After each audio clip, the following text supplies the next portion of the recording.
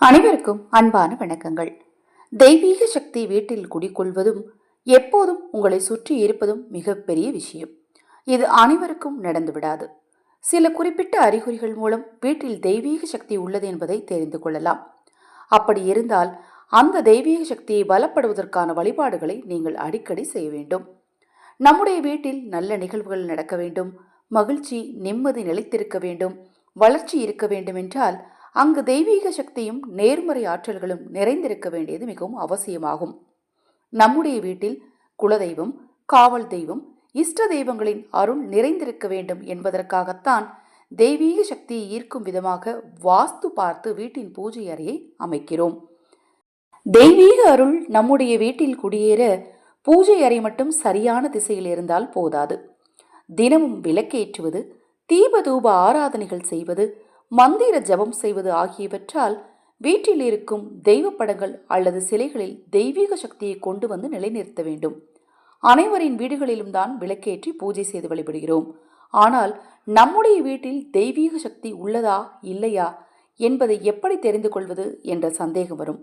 இதற்கும் வழி உள்ளது. சில குறிப்பிட்ட அறிகுறிகள் அல்லது நிகழ்வுகள் உங்கள் வீட்டில் நடந்தால் உங்களின் வீட்டில் நல்ல சக்தி, தெய்வீக சக்தி நிறைந்துள்ளது என்று அர்த்தம். வீட்டில் தெய்வ சக்தி இருப்பதை தெரிந்து கொள்ளும் அறிகுறிகளை பற்றி தான் இந்த பதிவில் பார்க்க இருக்கிறோம். வீட்டில் பூஜைகள் ஏதும் செய்யாவிட்டாலும் ஊதுபத்தி, சாம்பிராணி வாசனை, நறுமண மலர்கள், சந்தனம், விபூதி ஆகியவற்றின் வாசனை தானாக வந்தால் தெய்வ ஆற்றல் உங்கள் வீடுகளில் இருப்பது நிச்சயம். பள்ளிகள் நடமாட்டம் வீட்டில் இருந்தாலோ, அந்த பள்ளிகளின் வால் கருப்பும் வெள்ளையும் உடை நிறமாக இருந்தாலோ மிகவும் நல்லது.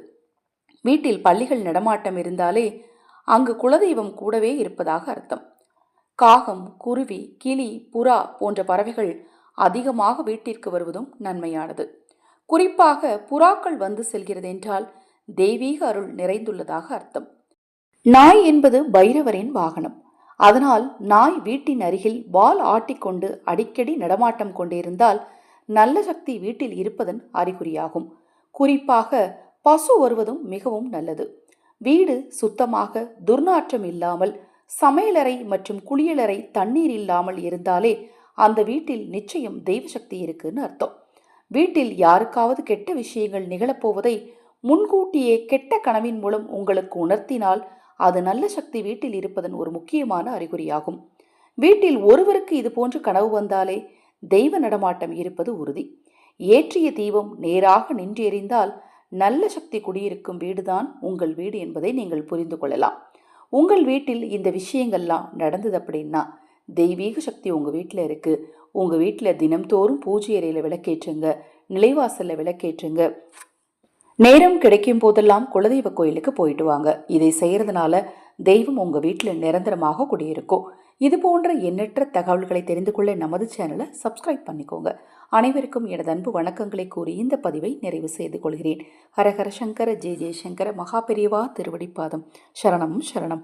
இந்த பதிவை கேட்டுக்கொண்டிருக்கும் உங்களது அனைவரது வாழ்விலும் மகா பெரியவா அருளால நல்லதே நடக்கட்டும்.